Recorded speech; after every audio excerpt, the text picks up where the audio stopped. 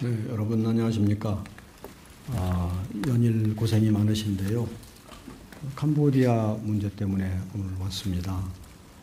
이 사안은 여러 측면이 관련된 꽤 복잡한 사안이라서 좀 대면에서 진지한 소통을 하는 게 유용하겠다고 판단을 했습니다. 캄보디아 이번 사태의 배경하고 경위부터 말씀을 드리겠습니다.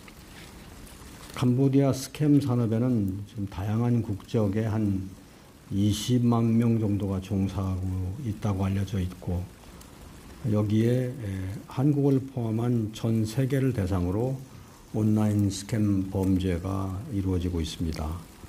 한국인이 거기에 일하고 있는 숫자도 상당한 규모라고 알려져 있습니다.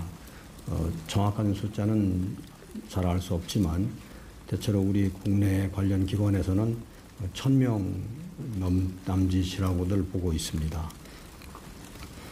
특히 올해 1월부터 8월 사이에 현지 공관의 이 피해자 또는 그 친지들로부터 감금 정황이 있다는 신고들이 많이 접수가 되었습니다. 근데 그 사람들은 명수로 한 330명 정도 됩니다. 금년 1월부터 8월까지입니다. 그런데 어제 외교부에서도 공개를 했듯이 이 중에 한 80%가량은 이미 해결이 되었습니다. 근데 그 이후에도 또 신고가 있고 가변적이고 또 신고처가 좀 다른 곳도 있기 때문에 외교부하고 경찰청 간에 교차 확인 작업을 진행하고 있습니다. 그 작업이 완료되면 좀 더 명확한 현황을 파악할 수 있을 것입니다. 지금 외교부 공관 신고 기준으로 하면은 2024년, 25년 8월까지 한 550명 정도 신고가 있었습니다. 물론 그 전에도 있지만 그 전에는 10명 단위이기 때문에 숫자가 많지는 않습니다. 그 중에서 처리가 다 된 사안이 대부분이고 지금 처리 중이라고 할 수 있는 사안은 한 79건 정도로 파악이 됩니다. 아시다시피 2024년부터 문제가 급속히 악화되었습니다. 정부 차원에서 여러 대처를 하고 있었습니다만 캄보디아 내에서의 범죄 대응은 본질적으로 캄보디아 주권 사항이기 때문에 우리가 대응하는 데는 일정한 한계가 있고, 또 우리 국민들 중에서도 이러한 불법 행위에 대해서 가담한다는 점을 알면서 자발적으로 발을 들이는 경우도 많습니다. 그렇습니다. 그러다가 지난 8월에 한 대학생이 현지에서 사망하는 사건이 있었습니다. 더군다나 시신 운구가 늦어지면서 국내에서 관심이 크게 증폭되고 여론이 일었습니다. 그런데 운구가 늦어진 이유는 우리 쪽에서 유가족과 소통하는 과정에서 공동부검을 요구한 것과 관련이 있습니다. 공동부검을 우리가 요구를 했는데 캄보디아 측에서는 이제 공동부검이 흔치 않기 때문에 이것을 소화하려면 내부 절차가 필요했었습니다. 그 내부 절차 진행에 시간이 많이 소요되었습니다. 그러다가 최근에 캄보디아 측과 공동부검 문제에 대해서 합의가 잘 되었습니다. 그래서 조만간 공동부검을 실시하고 국내로 운구가 가능할 것으로 봅니다.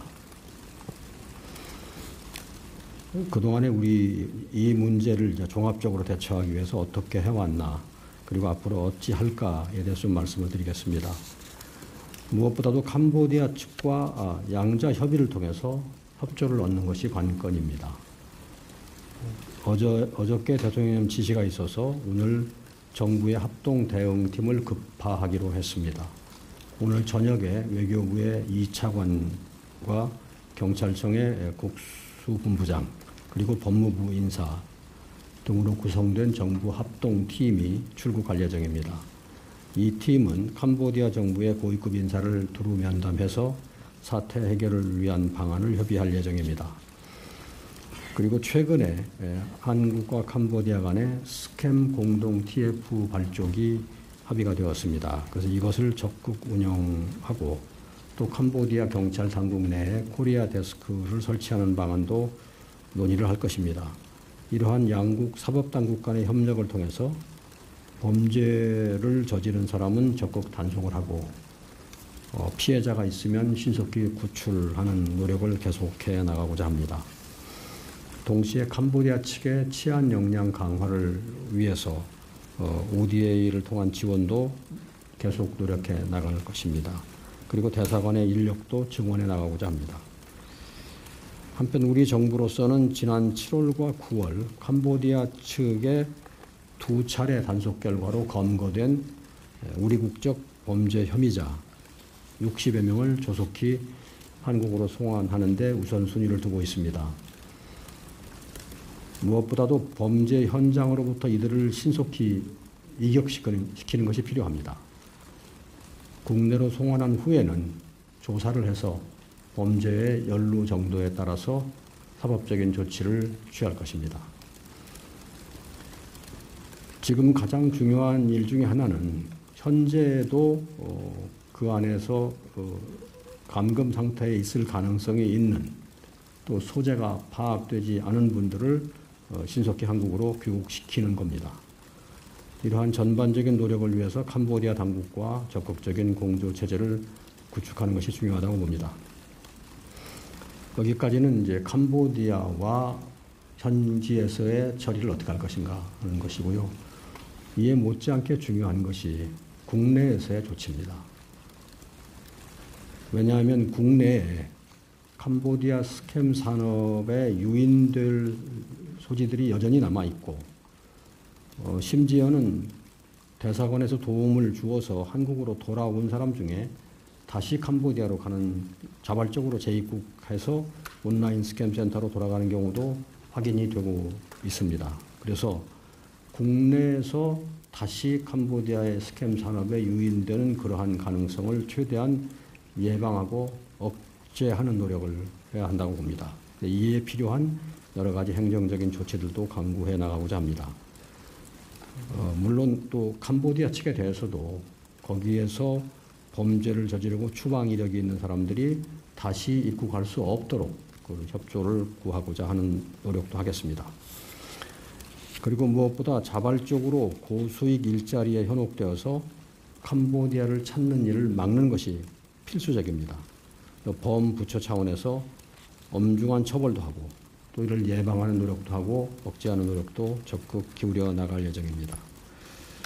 그리고 어제 대통령님께서 말씀하셨듯이 캄보디아 내에 범죄 빈발 지역에 대해서는 여행 경보를 상향하는 절차도 진행하고자 합니다. 국민들이 캄보디아 범죄 연루 고수익 일자리 위험성에 대해서 경각심을 더 가져야 하는데 그러기 위해서는 이 자리에 계신 여러 언론의 역할이 중요하다고 생각합니다. 캄보디아에서 벌어지는 보이스피싱의 주 피해자는 그러니까 한국 사람들이 가서 그런 일을 하게 되면 그 주 대상은 한국 국민들입니다. 아마 이미 피해를 입은 분들이 많이 있을 겁니다.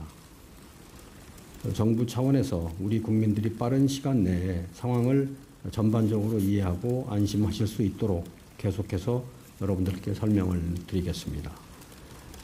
언론에서도 우리 국민들이 충분한 경각심을 가지시되 캄보디아라는 나라 또는 캄보디아 국민 자체에 대해서는 과도한 반감을 갖지 않도록 협조해 주시기 바랍니다. 특히 캄보디아에서 터를 잡고 살고 계신 우리 교민들과 또 기업들의 피해와 걱정이 매우 큰 상황입니다. 대부분 한국인 관광객을 대상으로 사업을 하시던 분이기 때문에 생계와도 관련이 된다고 할 수 있습니다. 무엇보다도 우리 국민의 안전과 직결된 사안인 만큼 이 사안이 잘 해결될 수 있도록 저희도 노력하겠고 여러분들도 관심을 가져주시기를 부탁을 드립니다. 그리고 이번 사태를 전화위복으로 하여서 우리 국민들의 피해를 근절하고 국민의 생명과 안전을 보호함에 있어서 체감할 수 있는 실질적 전환의 계기로 삼고자 합니다. 제 말씀은 여기서 마치고 여러분들 질문 있으시면 답변 드리겠습니다. 네, 우선 영상부터 정리를 좀